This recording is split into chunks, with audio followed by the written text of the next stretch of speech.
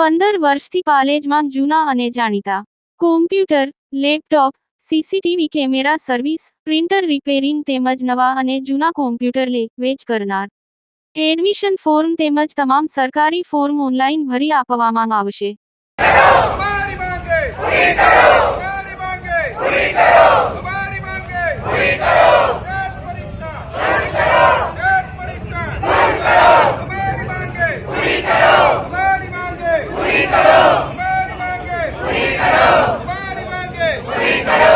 शिक्षक एकता जिंदाबाद, शिक्षक एकता जिंदाबाद, शिक्षक एकता जिंदाबाद. શિક્ષકોની વેદનાને વાચા આપવા ભરૂચ પ્રાથમિક શિક્ષક સંઘે વડાપ્રધાનને સંબોધીને કલેક્ટરને આવેદનપત્ર પાઠવ્યું.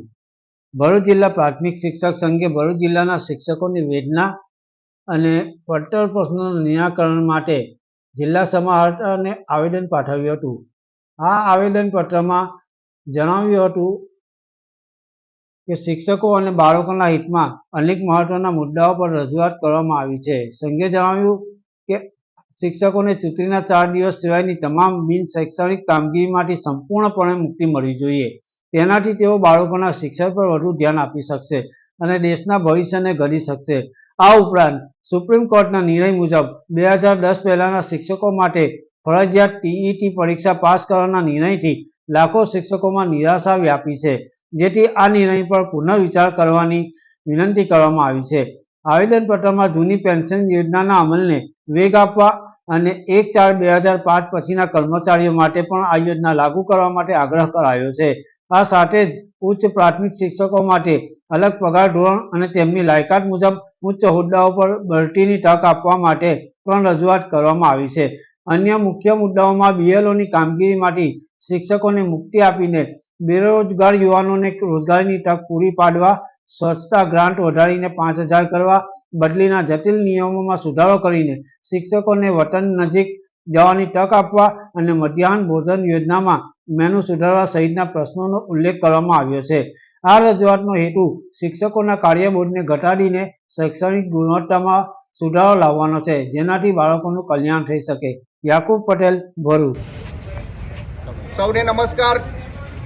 1 સપ્ટેમ્બર 2025ના રોજ નામદાર સુપ્રીમ કોર્ટે જે જૂના 2010 પહેલાના શિક્ષકો માટે ટેટ પરીક્ષા પાસ કરવી એ ફરજિયાતનો જ્યારે નિર્ણય કર્યો છે, ત્યારે અમે ગુજરાતના પનોતા પુત્ર અને દેશના યશસ્વી વડાપ્રધાન, સફળ વડાપ્રધાન એવા નરેન્દ્રભાઈ મોદી સાહેબને એક આજે આવેદનપત્ર પહોંચાડીએ છીએ.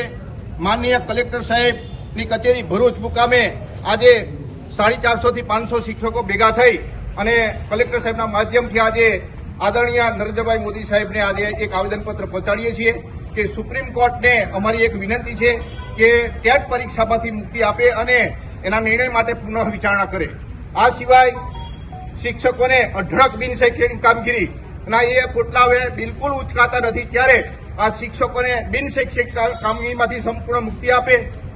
વિકસિત ભારતનું સપનું જે આદરણીય મોદી સાહેબનું છે, એમાં જો સફળ થવું હોય તો પાયાનું શિક્ષણ એવું બાળકોનું શિક્ષણ છે અને એ બાળકોના શિક્ષણ માટે શિક્ષકોને બિન શૈક્ષણિક કામગીરીમાંથી મુક્તિ આપી અને શિક્ષકને વર્ગમાં રહેવા દે.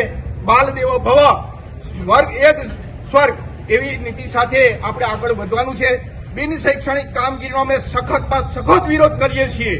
સાથે બીએલઓની કામગીરી જે 13 વિભાગના કર્મચારીઓને સોંપવાની છે, અધિકારી વર્ગની અવરચંદાઈને કારણે એ ફક્ત આંગણવાડી અને શિક્ષકોને જ આ કામગીરી સોંપે છે, તો બીજા કર્મચારીઓને પણ બીએલઓની કામગીરી સરખા હિસ્સે વહેંચવામાં આવે, અથવા તો બીએલઓની કામગીરી માટે શિક્ષિત બેરોજગાર એવા યુવાનોની ભરતી કરવામાં આવે તો દેશના હજારો યુવાનોની રોજગારી મળશે.